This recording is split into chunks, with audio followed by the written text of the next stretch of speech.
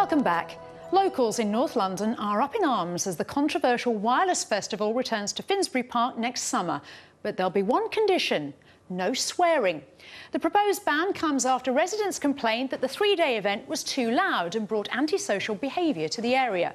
Wireless features genres such as grime, hip-hop and rap and attracts almost 50,000 people a day. Rude gestures and skimpy outfits are also to be banned and a maximum noise level set. So, is a swearing ban the right solution? Well, to debate this, I'm now joined by radio host and rap artist Novar and Martin Ball, our Friends of Finsbury Park. Gentlemen, thank you very much indeed for joining me this evening. Martin, if I can start with you then. Yep. As a local resident, can this ban be really enforced? We hope so. It's been a dreadful experience for people for wireless, not just because of some of the language used, but the general antisocial behaviour. We're hoping this is one of the many ways in which this event can stop being such a disruption to the local community. So, Novar, how do you respond to that? I respond to that firstly by pointing out that I'm also a resident of the Finsbury Park area. I grew up there my whole life, went to primary school there and went to that park. Music festivals has always been a part of our culture in that area. I don't think this is an issue of noise, of swearing, or of any antisocial behaviour. This is an issue of homeowners coming into our area and trying to drive out the community members and combat and then bring along gentrification. And what do you think, Martin? That's absolutely rubbish. To be frank, the community are saying they've had enough of it, and it's not just Haringey community. What community? It's the communities in Islington, in Hackney, the councillors, the MPs, the schools, the teachers, the doctors. What about the young people? What about the young people that enjoy the music? The young people that say they don't go to the park because of music.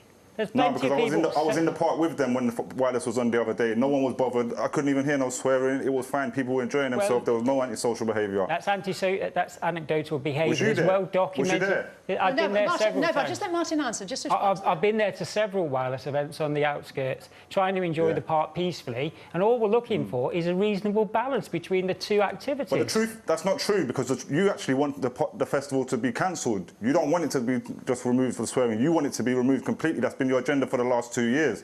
4 years, actually.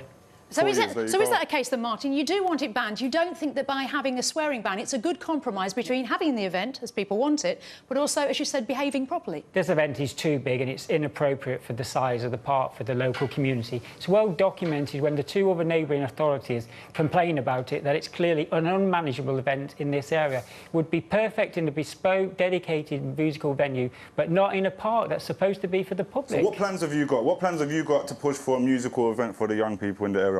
Well, actually, we're planning events for the 150th anniversary of Finsbury Park itself, and we want the community to be able to be involved in that. Not a commercial event. What relevant artists will you have that they're going to really enjoy for the community, for them to come and see? Well, you're more than welcome to headline it if you want to. If you want a pitch for the gig, you're more than welcome. That does actually sound like a reasonable offer then, Novar. But let's also look on the positive side of it then. Would you only say that it's only 3 nights each year? Is it something that the residents would actually benefit from? Doesn't it help in paying for the park and the local area? It does pay for the local park. I've got a close friend who actually works in that park and actually told me personally, before this even happened, that these people attacking the Wireless Festival over the last few years has been a threat to his job. And he's still working there. And Wireless Festival funds that park and helps it to run. And also, these people here don't want that money to go back to the local community. They only want it to go back to the park. That money should be going into the local community, to young people doing music programs, to another festival maybe that's free for the community. But they also want to see that festival with the big artists and like the Stormzy's, the Drakes. This is a great thing for our community.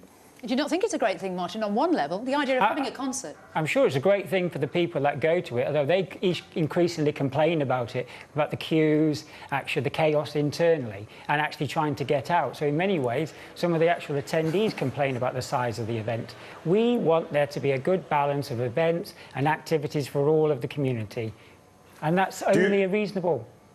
Do you have the same issue with the other festival that Liam Gallagher was headlining the other week?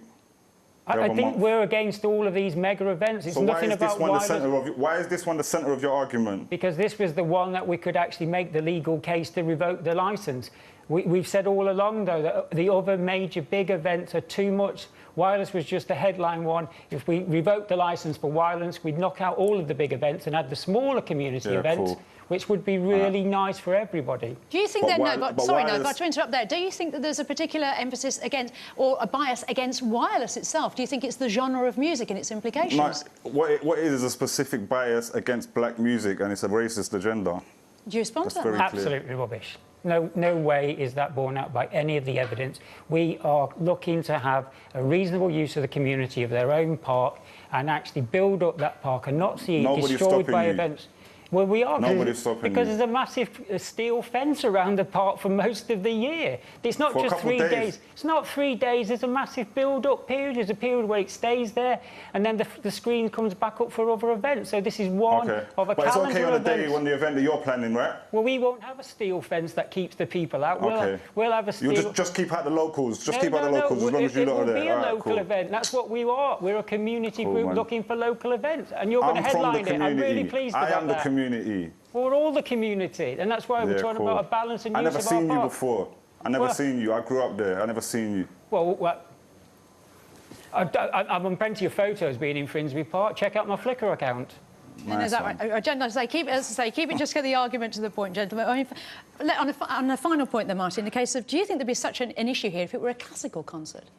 It depends if the classical concert was going on till 10 o'clock on a Sunday evening and ending with fireworks. If the classical concert goers were puking and the rest of it in people's front gardens. If they were on those happy canisters, if there was antisocial behaviour. It's about the unmanageability of the event itself in this location. What do you say to that, Novar?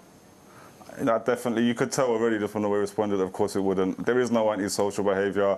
These guys just want to push the people out that are in the area and in the community that they're intimidated by for whatever reason. But that's their issue, not the young people that are there enjoying themselves. Martin, what do you think to that? That's just nonsense, not borne out by the truth. I'm here to say we want there to be good events for all ages in the park. This event isn't actually good for the community's health. It's great. It's not good for the park either. And on that note, we'll leave it there. No, Martin it is though, because the park gets cleaned up, and actually Wireless have their own clean-up people who come and clean it before the park people even have to do anything. I'm afraid you need to go and see the waste around the park and the damage. Well, I'm afraid we'll have to leave it there. Martin Ball and Novar, thank you very much indeed for your contributions this evening. Thank you. Thank you very much. Thank you.